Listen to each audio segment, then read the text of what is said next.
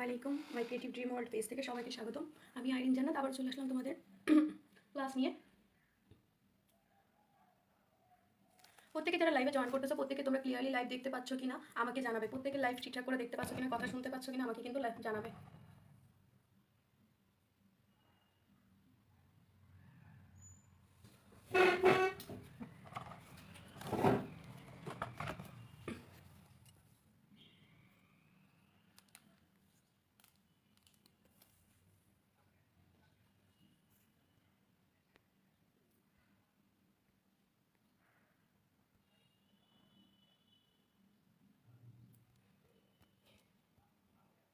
তোমরা যারা লাইভে অলরেডি জয়েন করেছো প্রত্যেকে লাইভটাকে শেয়ার করে দিবে এবং লাইক কমেন্ট শেয়ারের মাধ্যমে জানাবে তোমরা লাইভটা ঠিকঠাক দেখতে পাচ্ছ কিনা, বুঝতে পারছো কিনা প্রত্যেকে আমাকে জানাবে, ঠিক আছে? আর লাইভটাকে শেয়ার করে তোমাদের পেজের সেভ অপশনে রেখে দিবে যাতে যে কোনো সময় তোমরা আবার ক্লাসগুলো দেখতে পারো। আর আরও একটা আপডেট দিয়ে রাখি, হয়তো আমাদের যে ক্লাস শিডিউল টাইমটা রয়েছে ওই টাইমটা একটু চেঞ্জ করা হবে, যেহেতু আমাদের 18 তারিখ থেকে রোজা হচ্ছে, তো রোজার জন্য আমরা ক্লাস টাইমগুলো আপডেট করে দিব। আজকে আপডেট করে দিব, প্রত্যেকে দেখে নেবে। অরিনা, কখন থেকে ওয়েট করছি তোমার ক্লাসের জন্য। হ্যাঁ জি, এক্সট্রিমলি সরি যে আমি তোমাদের সিনিয়রদের সঙ্গে কথা বলতেছিলাম, কথা বলতে বলতেছে 2টা অলরেডি 14 বেজে গেছে, আমি এটা খেয়ালই করি নাই। তারপরে আমি যখন দেখছি 2টা 14 বাজে তখনই আমি তোমাদের লাইভে সব কিছু রেডি করতে করতে ওই 2টা 19 বেজে গেছে অলরেডি। মারিয়া ইসলাম আপু ক্লাস শুরু এখন? হ্যাঁ এখনই শুরু করবো। তারপর মারিয়া ইসলাম, ওয়ালাইকুম আসসালাম। জি আপু সব ক্লিয়ার আলহামদুলিল্লাহ। তো আর একটা আপডেট তোমাদেরকে প্রথমে দিয়ে রাখি, সেটা হলো যেহেতু আমাদের সামনে 18 তারিখ থেকে রমজান, তো আমাদের কিন্তু প্রত্যেকেরই ব্যস্ততা ফিরে মানে শুরু হয়ে যাবে। তো তোমরা আমাকে সাজেস্ট করবা যে তোমাদের কোন টাইমটা ক্লাস হলে সব থেকে বেটার হয়। যেহেতু সকালের টাইমটা ক্লাস আমি এই জন্য ক্যান্সেল করতে চাচ্ছি যে অনেক সময় আছে যে যারা সিহেরি খেয়ে নামাজ পড়ে ইশাকে নামাজ পড়ে সব কিছু শেষ করে আমল নামাজ শেষ করে যদি ঘুমায়, আমলটা বলছে সরি আমল শেষ করে ঘুমায়, তো সেক্ষেত্রে উঠতে উঠতে অনেকের 10টা বেজে যায়, অনেকের 11টা বেজে যায়, অনেকের 9টা বেজে যায়। তো তার উপর আর কি ডিপেন্ড করে, এই জন্য আমি ভাবছি যে ক্লাস টাইমটা চেঞ্জ করবো। তোমাদের যদি মনে হয় যে ক্লাস টাইমটা চেঞ্জ করা দরকার তাহলে আমাকে বলবা, ঠিক আছে? প্রত্যেকে আমাকে বলবা। এমনিতেও সকালের টাইমে আমি ক্লাসটা রাখবো না, কিন্তু সকাল বাদে কোন টাইমে ক্লাস রাখলে সব থেকে বেশি ভালো হবে আমাদেরকে জানাবা। তো আমি আজকে চলে আসছি তোমাদের, যেহেতু আজকের ক্লাসটা ছিল হ্যান্ড পেইন্টিংয়ে, তো হ্যান্ড পেইন্টিং ফার্স্টে নিয়ে কথা বলবো যে হ্যান্ড পেইন্টিং করতে গেলে কী কী লাগে আর কোন ধরনের রং দিয়ে কাজ করতে পারবা, কি এই রঙগুলো কীভাবে তৈরি করতে হয় সব কিছু নিয়ে আজকে আমি কথা বলবো, ঠিক আছে? তো প্রথমে আমাদের হ্যান্ড পেইন্টিং করতে যেটা লাগে সেটা হলো কালার। মোস্ট ইম্পর্টেন্ট আমাদের হ্যান্ড পেইন্টিংয়ের জন্য সেটা হলো কালার। তো কালার নিয়ে কাজ করতে গেলে ফার্স্টে আমাদের কালার সম্পর্কে জানতে হবে যে আসলে কোনটা কি কালার, ঠিক আছে? আমার এখানে কিন্তু অলরেডি অনেক ধরনের তোমরা কালার দেখতে পাচ্ছ যে আমাদের এখানে কী কী কালার আছে। তো ফার্স্টে আমি কালারগুলো নিয়ে কথা বলবো। তোমরা দেখতে পাচ্ছ ছোটো ছোটো যে বোতলগুলো, এইগুলো বুঝতে পারছি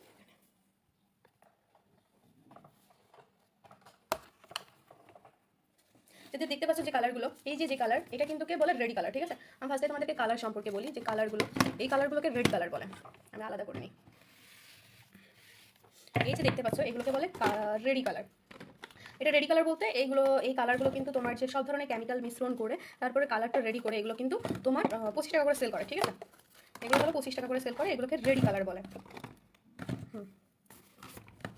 তো এখানে দেখতে পাচ্ছ বিভিন্ন ধরনের কালার আছে, ঠিক আছে? সাদা থেকে শুরু করে আমাদের শাড়ি পেইন্টিং করতে বা জামা পেইন্টিং করে ডিজাইনের জন্য যে ধরনের রং প্রয়োজন হয় প্রত্যেকটা কালার দেখতে পাচ্ছ। এই কালারগুলো কিন্তু তৈরি, যখন তোমরা কাজ করবে তখন কি করবে, এই কালারটাকে এইভাবে একটু ঝাঁকি দিয়ে সুন্দর করে মিশ্রণ করে নিতে হবে, কারণ এই কালারগুলো যখন থাকে না তো তোমার কিন্তু অনেকদিন তৈরি করা থাকে, দোকানে পড়ে থাকে, সেই জন্য সবসময় তোমরা কালারটাকে সুন্দর করে মিশ্রণ করে নিবা। এটাকে বলা হয় রেডি কালার। এটা দিয়ে তুমি সরাসরি কাজ করতে পারবা, এটা থেকে তোমাকে আবার কালার তৈরি করতে হবে না, কিছু করতে হবে না। যারা নতুন তাদের জন্য আমি বলবো যে সবসময় তোমরা রেডি কালার বা অ্যাক্রিলিক কালারগুলো ইউজ করতে পারো, যেগুলো তোমাদের জন্য খুবই ইজি হবে, যে কালারগুলো তোমাদেরকে নতুন করে তৈরি করতে হবে না। যখন তোমরা শিখে যাবা কালার মিশ্রণ করা, যদি প্রফেশনালি তোমরা বিজনেস করো সেক্ষেত্রে আমি যদি বলি সেটা থেকে বলবো প্রাইমারি কালার কিনা সব থেকে বেটার। প্রাইমারি কালার বলতে কি বলি, আমরা কাঁচা কালার বলি, অনেক জায়গায় প্রাইমারি কালার বলে, অনেক জায়গায় তোমার এইগুলোকে প্রাইমারি কালার বলে, ঠিক আছে? জাস্ট কালার কিনতে পাবা। দেখ দোকানে গেলে পরে তুমি যদি বলো যে আমার হলো যে কাঁচা কালার লাগবে, যদি কাঁচা কালার বলো বা প্রাইমারি কালার বলো তাহলে কিন্তু পেয়ে যাবা, ঠিক আছে? তোমাদের ওখানে কি বলে আমি জানি না। এই দেখো জাস্ট এগুলোতে তোমার কি করতে হবে, এগুলো তোমার কেজি ধরে তারপরে তুমি এক পচে না যতটুকু পারো নিতে পারো। এই যে এই কালারগুলো কিন্তু তুমি অ্যাক্রিলিক কালার হিসাবে নিতে পারো, সরি অ্যাক্রিলিক না, প্রাইমারি কালার, ঠিক আছে? এই কালারগুলো কিন্তু আমাদের মিশ্রণ করতে হয়। এই কালারটা আমি তোমাদেরকে দেখাই যে কালারগুলো দেখতে কেমন, যে তোমার কালার দেখলে তোমরা বুঝতে পারবা। এই কালারটা দেখো অনেকটা সচ্ছল, এবার নেওয়া যাবে না, আচ্ছা তোমাদেরকে আমি দেখাই, এটার পরে রাখি। তো দেখো এই কালারটা জাস্ট সচ্ছল এমনিতে একটা কালার, এখানে কিন্তু ঘনত্ব নেই কালারের, দেখতে পাচ্ছ? এই কালারটাকে আমাদের মিশ্রণ করতে হবে। যখন যদি আমরা কালার মিশ্রণ করতে চাই আমাদের কী কী কেমিক্যাল লাগে সেটা আমি বলি। যে এই কালারটাকে যদি আমরা রেডি কালার হিসাবে একটা শাড়ি কালারের জন্য তৈরি করতে চাই, আমাদের কিন্তু অনেকগুলো কেমিক্যাল থাকে, যে কেমিক্যালগুলো আমাদের কিন্তু কাজ করার জন্য খুবই ইম্পর্টেন্ট। কারণ এই কালারগুলোর উপর কি নির্ভর করে, এই কালারগুলোর উপর নির্ভর করে যে তোমার শাড়িটার কালার শক্ত হয়ে যাবে কিনা বা শাড়িটার রং উঠে যাবে কিনা এটার উপর কিন্তু কেমিক্যাল নির্ভর করে। শুধুমাত্র কালার দিয়ে তুমি রং করলে কিন্তু থেকে যাবে না। তোমাকে আগে যেটা সর্বপ্রথম করতে হবে সেটা হলো তোমাকে কালারগুলোর মিশ্রণ তৈরি করতে হবে। আমাদের আসলে মিশ্রণ তৈরি করতে কী কী লাগে, এই যে দেখতে পাচ্ছ এটা হলো বাইন্ডার, ঠিক আছে। এখন এগুলো তোমরা চিনবা কীভাবে? ফার্স্ট ফার্স্ট তোমরা চিনতে পারবা না, যখন কাজ করবা, কাজ করতে করতে কিন্তু এগুলো চিনতে পারবা। তো এটা দেখতে পাচ্ছ এটা একটা বাইন্ডার, এটা একটা কেমিক্যাল। এই কেমিক্যালগুলো কিন্তু ইউজ করতে হয়, ঠিক আছে। এটা খুবই পাতলা টাইপের, ঘনত্ব কম।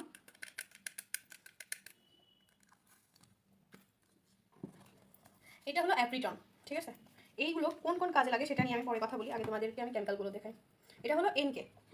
ফার্স্টে বলতেছি তোমরা কিন্তু প্রথম থেকে বুঝতে পারবে না যে এইগুলো মানে কোনটা কি বলে। তোমরা যখন দোকানে যে বলবে যে আমার এনকে দেন তখন তোমরা একটা কাজ করে নিবা, তোমরা দোকানদারকে বলে দিবা আমি যে এনকে নিচ্ছি, এটা হলো গায়ে লিখে দেন। যেহেতু আমি প্রথম বুঝতে পারবো না এনকে, এটা আমি আমার এই গায়ে, তোমরা সবসময় তোমাকে বোতলের গায়ে লিখে নিবা যে কোনটা এনকে, কোনটা বাইন্ডার, কোনটা অ্যাপ্রিটন, কোনটা নিউট্রিক্স, এগুলো সবগুলো লিখে নেবা। এখন বাইন্ডার আর এনকে চেনার মধ্যে আমি একটা পার্থক্য বলি, যে তোমরা সবসময় দেখবা এন হলো যে বাইন্ডার,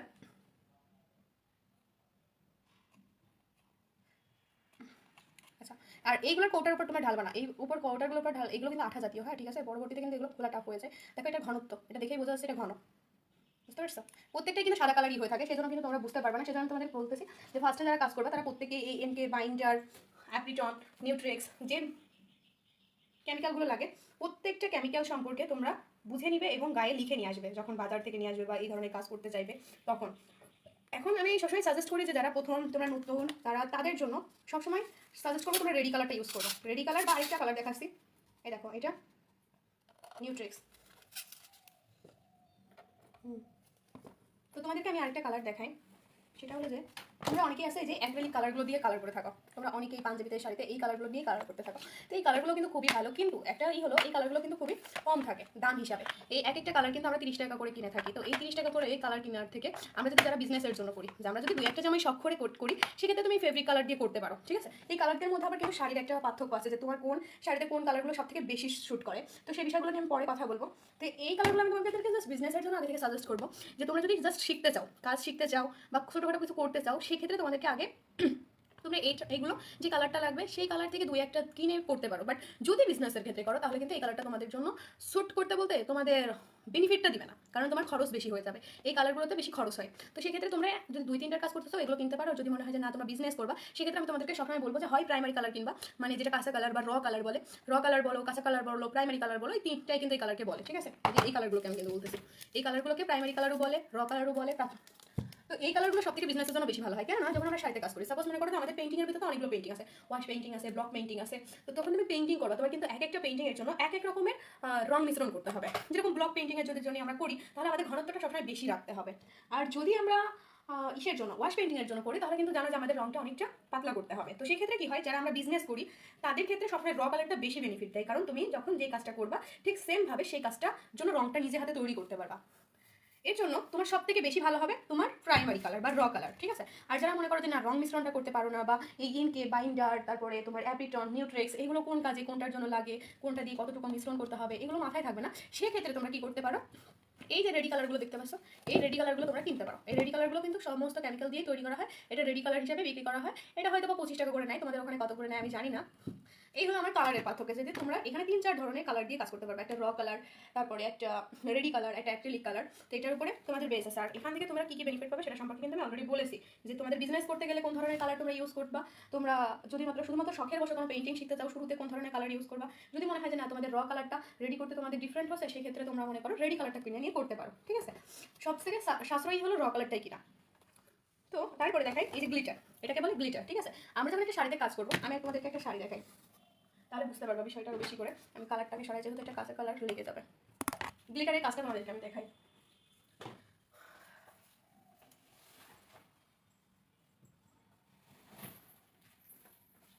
দেখো আমি কিন্তু অলরেডি শাড়ি তৈরি করি, ঠিক আছে।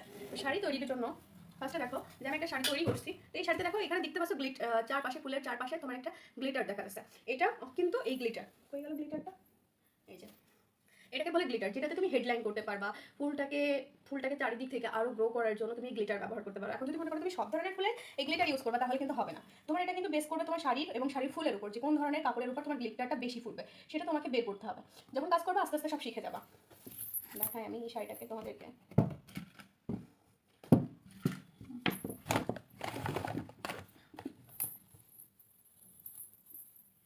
দেখো এই শাড়িটা থেকে পুরোটাই কিন্তু গ্লিটার দিয়ে ফুলের কাজ করা, যেটা একটা গোলাপের শেড ছোটোখাটো। তো এখানে কিন্তু তোমরা চাইলে শাড়িতে লেস তৈরি করতে পারো, লেস তৈরি করলে শাড়িগুলো আরও বেশি ফুটন্ত হয়। তো দেখো আমি গ্লিটার দিয়ে এই শাড়িটাতে কাজ করছি।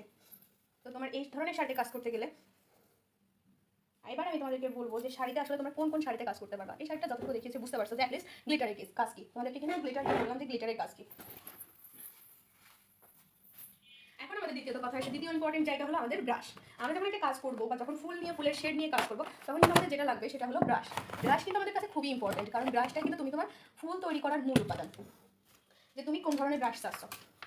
দেখো আমাদের কিন্তু অনেক ধরনের ব্রাশ আছে, যখন আমার যে কাজ লাগে সেই ধরনের ব্রাশ, বুঝতে পারছো? এই দেখো অনেক ব্রাশ, কারণ আমাদের কিন্তু যারা আমরা পেন্টিং করি যারা অলরেডি করো তারা বুঝতে পারবা যে ব্রাশ মাঝে মাঝে অনেক নষ্ট হয়। যে আমাদের কি করতে হবে, সবসময় আমাদের কাজ করার আগে একটা কথা মাথায় রাখতে হবে যে যখন আমরা ব্রাশ নিয়ে কাজ করবো আমরা কিন্তু বারবার ব্রাশটাকে ধুয়ে নিব, এবং কাজ যখন শেষ হয়ে যাবে এর সাথে সাথে ব্রাশটা কিন্তু আমরা ধুয়ে শুকিয়ে রাখতে হবে, কারণ ব্রাশ আমাদের খুব ইম্পর্টেন্ট। কারণ আমাদের শেডের উপর নির্ভর করে। যখন আমরা একটা ছোটো ফুলের কাজ করি তখন কিন্তু ছোটো টাইপের যখন ফুলের কাজ করি তখন আমাদের এই ধরনের ব্রাশ, যে গোলের উপর দেখবা ব্রাশ নির্বাচন করবা কীভাবে, এই যে গোলের উপর যেগুলো দেখতে পাচ্ছ এগুলো কিন্তু অনেকগুলো শেড হয়, ঠিক আছে? তো অনেকগুলো শেড হয়, এই শেডগুলো কিনবা। এটা কিন্তু তোমার দেখো এটা বড় ফুলের জন্য, এটা মাঝারি টাইপের, এটা তার থেকেও ছোটো। এই শেডের প্রত্যেকটা কিন্তু এক একটা সাইজের ব্রাশ আছে, ঠিক আছে? এগুলো তোমার ফুলের কাজের জন্য খুবই ভালো। এখন তোমাকে যদি আমি বলি, এবার তোমাকে আমি বড় ব্রাশের মধ্যে দেখাই, যেগুলো আমাদের এই যে বড় বড় যে ব্রাশগুলো দেখতে পাচ্ছ, এগুলো আমাদের কি ক্ষেত্রে বেশি কাজে লাগে? খুলে গেছে ব্রাশ হয়ে গেছে, ওইটা তো ভেঙে গেছে। তো এই যে ব্রাশগুলো এগুলো কিন্তু আমাদের বেশিরভাগ কী ক্ষেত্রে লাগে না, ওয়াশ পেইন্টিং। এই যে বড় বড় ব্রাশগুলো এগুলো আমাদের ওয়াশ পেইন্টিংয়ের ক্ষেত্রে কাজে লাগে, বা বড় বড় যারা ছবি আঁকায় তাদের কিন্তু খুবই কাজে লাগে। এই বড় বড় ব্রাশগুলো ওয়াশ পেইন্টিংয়ের জন্য কাজে লাগে। তো প্রত্যেকে তোমাকে কাজ করতে করতে বুঝতে হবে যে কোন ব্রাশটা কোন কাজের জন্য বেশি ভালো হবে, ঠিক আছে? যখন তুমি ডাল সাইজের কাজ করতে চাইবা তখন তোমাকে কিন্তু অবশ্যই অনেক চিকন ব্রাশ খুঁজতে হবে, যে একেবারে চিকন টাইপের। এরকম যে কাজগুলো আমরা খুঁজবো যখন আমরা ডালের কাজ করবো বা পাতার কাজ করবো, সেক্ষেত্রে আমাদের অনেক চিকন শেডগুলো নিতে হবে। এই যে চিকন শেডগুলো দেখতে পাচ্ছ এইগুলো নিতে হবে। তো যখন তোমরা এই কাজগুলো করবা তোমরা অটোমেটিকলি বুঝে যাবে যে কোন ব্রাশটা কোন কাজের জন্য ব্যবহার করা হয়, ঠিক আছে? যেরকম আমরা এগুলো ডালের জন্য ব্যবহার করি, এগুলোর প্রত্যেকটা শেড হয় তোমার এর থেকে চিকন, আরও চিকন। দেখো সেমভাবে তোমার এই ফুলের যেরকম চিকন আস্তে আস্তে বাড়ে, ঠিক সেমভাবে দেখো প্রত্যেকটা চিকন ব্রাশ হয়। তো এইগুলো তোমাদের কাজের উপর নির্ভর করে। ব্রাশ আমাদের কিন্তু ব্রাশ নির্বাচন করাটা আমাদের পেইন্টিংয়ের জন্য খুবই খুবই ইম্পর্টেন্ট। ব্রাশ তোমাদের প্রত্যেকটা কাজে লাগবে, যে ব্রাশ তোমরা কীভাবে পেইন্টিংয়ের জন্য লাগাবে কাজে। তো ফুলের তৈরি করতে গেলে আগে তোমাদেরকে ব্রাশ সম্পর্কে বুঝতে হবে যে কোন ব্রাশ দ্বারা তোমরা কোন ফুলগুলোর কাজ খুব ইজিলি করতে পারবা। তো এই গেল ব্রাশ। তো তোমাদের আমি ফার্স্ট রং নিয়ে কথা বলছি। যদি রং নিয়ে বুঝতে না পারো, যদি তোমাদের কোনো কোশ্চেন থাকে অবশ্যই কিন্তু তোমরা কোশ্চেন করতে পারবা। কোনো কিছু যদি বুঝতে না পারো সেক্ষেত্রে অবশ্যই প্রশ্ন করবা যে আপু আমি এটার বুঝি নাই বা এটার বুঝি নাই, ঠিক আছে? তারপরে আরেকটা বিষয় যেটা আমাদের লাগে সেটা শাড়ি তৈরি করতে গেলে আমাদের শাড়ির ফ্রেম তৈরি হয়, মানে শাড়ির ফ্রেম লাগে, ঠিক আছে? তো শাড়ির ফ্রেমটা আমি তোমাদের এখানে দিয়ে দিব, ছবি দিয়ে দিব এবং ভিডিও দিয়ে দিব। যেহেতু এখানে শাড়ির ফ্রেমটা অনেক বড় হয় সেক্ষেত্রে তোমাদেরকে লাইভে দেখানো সম্ভব না, আর আপাতত খোলাও রয়েছে যার জন্য দেখাচ্ছি না। তো তারপরে আমাদের যেটা প্রয়োজন হয় সেটা হলো পুশপিন, ঠিক আছে? এটাকে বলে পুশপিন। এটা দিয়ে আমরা কী করি, যখন আমরা শাড়ির ফ্রেম লাগাই তখন আমাদেরকে শাড়িটা টান করতে বা সব মাঝখানে যদি তোমার টান না হয় তাহলে তুমি কিন্তু শাড়িতে কাজ করতে পারবে না, ঠিক আছে? তো আমাদের এইটা প্রয়োজন হয়। এটাকে কি বলে, পুশপিন বলে। তুমি যে কোনো দোকানে যে যদি বিশেষ করে লাইব্রেরি টাইপের যে দোকানগুলো আছে সেই দোকানে যে যদি বলে যে আমার পুশপিন লাগবে তাহলে কিন্তু পেয়ে যাবে। এক একটা কৌটা মেবি 50 টাকা কি সামথিং এরকম নেয়, আমার মনে নাই, 100 পিস করে থাকে এক একটা কৌটায়। এটাকে বলে পুশপিন। এটা আমাদের কাজে লাগে। তারপরে আমাদের যেটা কাজে লাগে সেটা হলো তোমার কুইন, ওই যে রং মিশ্রণের বাটি, ঠিক আছে? আমাদের কিন্তু রং মিশ্রণের জন্য বাটি প্রয়োজন হয়। আমরা বিভিন্ন সময় বিভিন্ন ধরনের বাটি ইউজ করি। কাজের ক্ষেত্রে আমাদের কি করে যে তুমি তখন যেভাবে পারছো এই ধরনের বাটি, গোল বাটি কিনতে পাওয়া যায় যেখানে অনেকগুলো কালার তৈরি করা সম্ভব, অনেক শেড থাকে। যখন আমি কাজ করেছি সেগুলো শেড রয়েছে। আবার আমি মাঝে মাঝে এগুলোতে যখন দেখি যে বেশি কাজ করতে হবে, বেশি রঙের প্রয়োজন, তখন এই ধরনের বাটিতেও আমি কাজ করি, ঠিক আছে? যে এই বাটিগুলোতে কি হয় যে রং ছিল এটাতে শুকায় গেছে, নষ্ট হয়ে গেছে, এই রংটা কিন্তু আমি এখান থেকে উঠাই নিতে পারবো, ঠিক আছে? উঠাই নিতে পারবো। তো এই বাটিগুলোতে আমি কাজ করে থাকি। তারপরে যেটা আমাদের লাগে সেটা হলো, আমি সবসময় বলি যে পাঞ্জাবিতে কাজ করো বা শাড়িতে কাজ করো সেটা বিষয় না, বিষয় হলো তোমাকে কিন্তু শাড়ি হোক পাঞ্জাবি হোক সেটা টানটানে করে নিতে হবে, নাহলে কিন্তু তুমি কাজ করতে স্বাচ্ছন্দ্য বোধ করবে না। ঢিল হয়ে গেলে রংটা ছড়িয়ে যায়, রংটা অনেক সময় শাড়িতে লেগে যায়, সেক্ষেত্রে সমস্যা। এগুলোকে ফ্রেম বলে। তোমরা আশা করি প্রত্যেকে ফ্রেম চিনো, অ্যাটলিস্ট ফ্রেম সবাই চিনে, কারণ এমব্রয়ডারি কাজে বিভিন্ন কাজে কিন্তু আমাদের ফ্রেম, খুব হুপার্ট কাজে সব কাজে কিন্তু আমাদের ফ্রেম প্রয়োজন হয়। তো এই ফ্রেমগুলো দিয়ে আমরা অনেক সময় ফুলের উপর কাজ করি। সাপোজ একটা ফুলের কাজ করতেছি, যে ফুলটা এইটার ভিতরে এসে যাবে, তখন আমরা এই ছোট ধরনের নিই। যখন দেখি যে না ফুলের সাইজটা অনেক বড়, তো সেক্ষেত্রে আমরা কিন্তু অবশ্যই বড় ফ্রেমগুলো নিয়ে কাজ করি।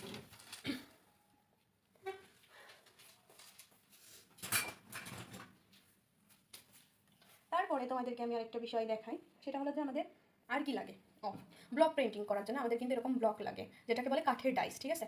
এটা আমার রং লেগে আছে, কারণ আমি যখন ফার্স্টবার কাজ করছিলাম ওই টাইমে আমি রংটা আর কি মানে ধোয়া হয়েছিল না, তারপরে ওয়াশ করা হয়নি বলে, তাই জন্য এটা কিন্তু এখানে লেগে আছে। আমরা যখন ওয়াশ পেইন্টিং, বিশেষ করে ব্লক পেইন্টিংয়ের কাজ করবো তখন কিন্তু আমাদের কাজ শেষে সারাতে সাথে আমাদেরকে এটা ধুয়ে ফেলতে হবে, তাহলে এরকম থাকবে না। কাঠের ডাইসগুলো অনেকদিন ভালো থাকে, কিন্তু তোমাকে সযত্নে রাখতেও হবে, বুঝতে পারছো? রাখতে হবে। তোমাদের অলরেডি আমি কিন্তু মোটামুটি জানিয়ে দিয়েছি যে তোমাদের পেইন্টিং করতে গেলে আসলে কী কী লাগবে, ঠিক আছে? পেইন্টিং করতে গেলে কী কী লাগবে। আরেকটা বিষয় নিয়ে কথা বলি যে আমরা যখন নতুন কাজ করি অনেক সময় আমাদের পেইন্টিংগুলো শাড়িতে বা পাঞ্জাবিতে যখন কাজ করি অন্য জায়গায় লেগে যায়। সেটা তোমার হাতের বা মানে যে কোনো অসাবধানতার ক্ষেত্রে আমাদের মনে করো কাজ করতে করে হুট করে শাড়ির এসে কাজটা লেগে মানে রংটা লেগে গেল, সেই রংটা তুলতে হলে আমাদেরকে কী করতে হবে? এই যে এটা হলো হাই স্পিডি, ঠিক আছে? এটা হলো হাই স্পিডি। এই স্পিডি দিয়ে তোমাদেরকে কিন্তু রংটা তুলতে হবে। যখন সাথে সাথে রংটা লাগবে না, তুমি যদি সাথে সাথে এটাকে সাপোজ মনে করো আমার এখানে রং লাগছে, আমি এখানে সাথে সাথে একটু দিব, তারপরে কিন্তু ওটা করলে ওখান থেকে রংটা উঠে যাবে, ঠিক আছে? এই স্পিডে কিন্তু অনেকটাই যে তুমি রং লেগে গেলে সাথে সাথে তোমাকে সাথে সাথে শুকিয়ে যাওয়ার পর যদি দাও সেক্ষেত্রে কিন্তু উঠবে না, ঠিক আছে? সেক্ষেত্রে কিন্তু উঠবে না। তোমার এই হাই স্পিডে শুধুমাত্র যখনই রং লেগে যাবে সাথে সাথে তাৎক্ষণিক তুমি এই হাই স্পিডটা ওখানে স্প্রে করে তারপরে ওখান থেকে উঠিয়ে নিতে পারবে কালারটা, তাহলে আর কোনো প্রবলেম হবে না। তারপর এই তো মোটামুটি মনে করো যে আমাদের পেইন্টিং করতে যা যা কাজে লাগে সেই বিষয়গুলো নিয়ে আমি কথা বললাম। তোমরা কিন্তু অলরেডি হয়তো বুঝতে পারছো। আরেকটা বিষয় আমি তোমাদেরকে দেখাই যে এখন আসি কাপড় নির্ধারণের ক্ষেত্রে, যে আমাদের কোন ধরনের কাপড় প্রয়োজন পড়ে, ঠিক আছে? তো আমি কিন্তু সেমি মুসলিন অর্গানজা কটন সুতি কাপড়, এই কাপড়গুলোতে কিন্তু আমরা পেইন্টিং করতে পারবো। দেখো এইগুলোতে কিন্তু আমরা পেইন্টিং করতে পারবো। এই যে পাঞ্জাবি দেখতে পাচ্ছ, এগুলো কিন্তু কটনের পাঞ্জাবি, ঠিক আছে? এই পাঞ্জাবি যেগুলোতে অনেক সময় আমরা পেইন্টিং করে থাকি যে তোমার এই কাপড়গুলোতে, এটাকে বলে কটনের কাপড়। আর আমরা যেটাতে কাজ করি সেগুলো হলো মুসলিম কাপড়। এখন যদি তোমাদের মনে হয় যে এই কাপড়গুলো কোথায় পাবা, এগুলো হলো যে সেমি মুসলিম কাপড়, ঠিক আছে? এগুলো সেমি মুসলিম কাপড়। এই কাপড়গুলো তোমরা বিভিন্ন পেজে পাইকারি দামে পেয়ে যাবে। যেহেতু তোমরা এখান থেকে কাজ শিখে কাজ করবে, তোমাদের এরকম খুঁজতে হবে না। তোমাদের কোম্পানি যখন তোমাদেরকে কাজ দিবে তখন তোমাদেরকে বলে দেখে শুনেই কাজ দেবে। এগুলো কিন্তু তোমার এই যে এটাকে সেমি মুসলিম শাড়ি বলে। তো এই সেমি মুসলিম শাড়িতে তুমি কিন্তু পেইন্টিংয়ের সুন্দর মতো কাজ করতে পারবে। আর আমি আজকে তোমাদেরকে কাজ দেখাবো না, আজকে তোমাদের শুধুমাত্র আমি কাজ দেখাবো বলতে কী কী পেইন্টিং করতে লাগে, প্রথম অবস্থায় তুমি কী কী সম্পর্কে জানবা।